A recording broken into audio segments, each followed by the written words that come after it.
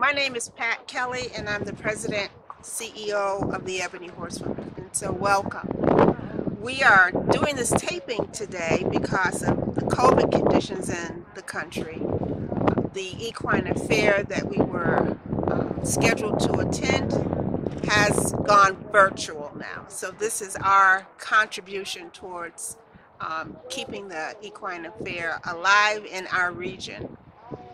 So I'm here to talk to you a little bit about equine-assisted therapy, psychotherapy.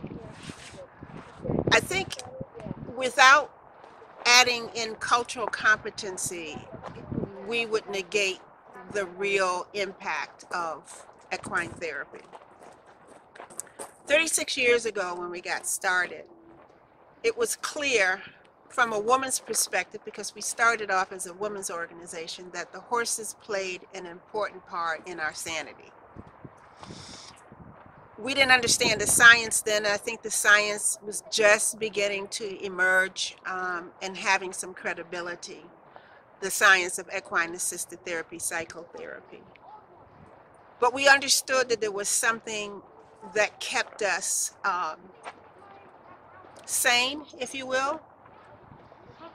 As we turned the organization into a youth organization, it was even clearer how horses impacted youth.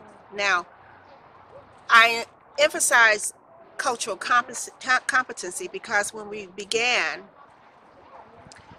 it wasn't much credence that was given to the fact that African American and Latino children were now on horses. I remember hearing conversations over and over. What's the sense of having little black kids trot around on horses? Well, it wasn't necessarily the trotting around on horses. It was the impact that they were getting from the horses. One of the things to be noted here is that children living in the inner city, particularly African American and Latino children, often face a tremendous amount of trauma.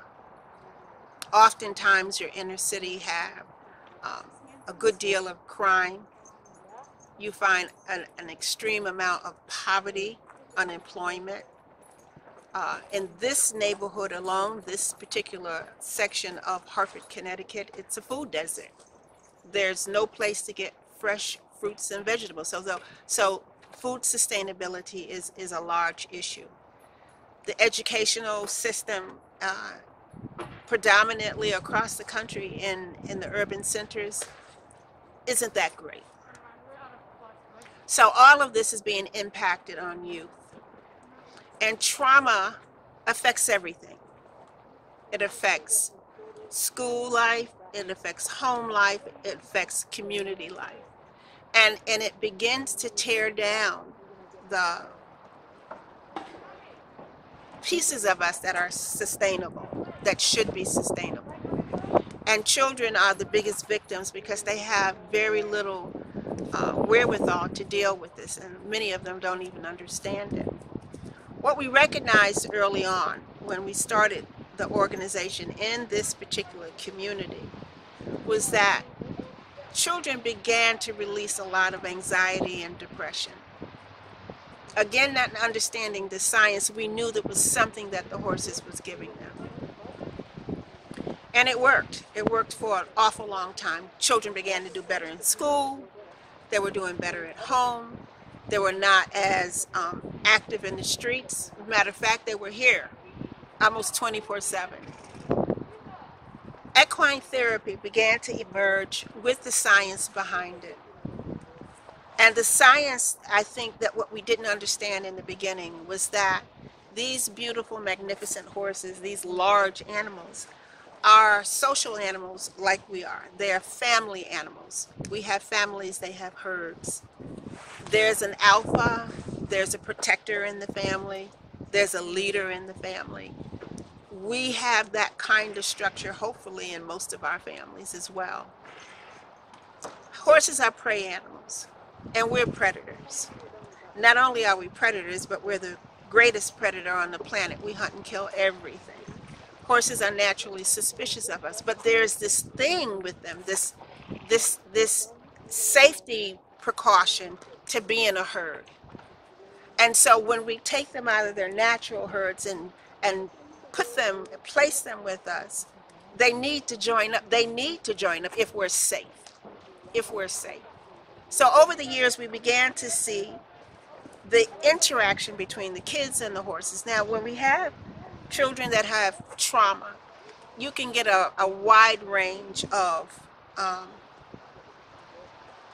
descriptions, activities, exhibits, if you will. Some come with a lot of mouth, so much mouth. They're talking all the time. They're angry, and then you get the ones who are in surrender. There's very little that they can say. You ask them, "What's wrong?" "I don't know." Nothing. But they're traumatized. And these animals, these horses, have the ability to work with both extremes, the aggressive and the surrender.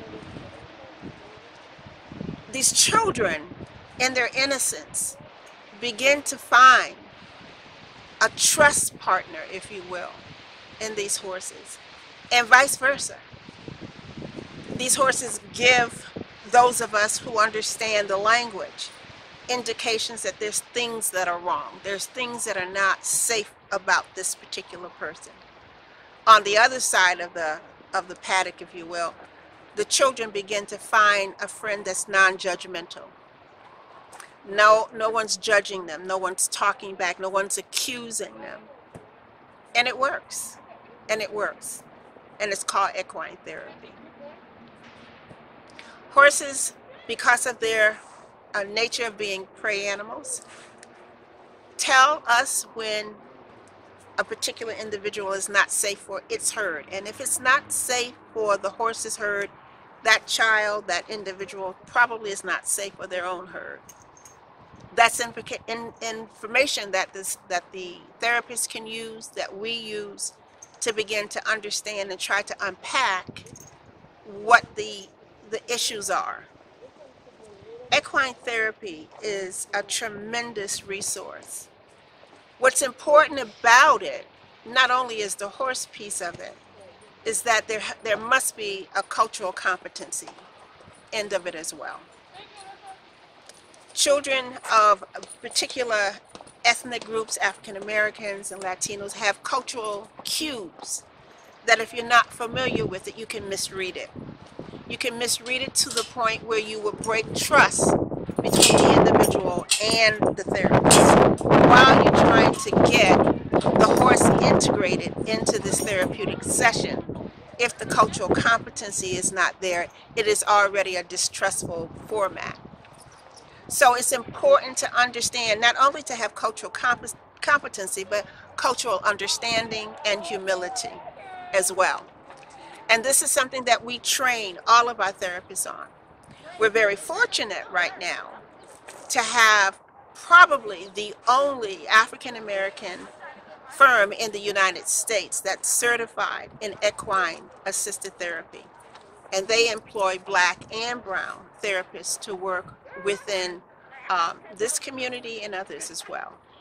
Cultural competency in applying any kind of therapeutic approach is critical, very critical. And even in equine-assisted therapy.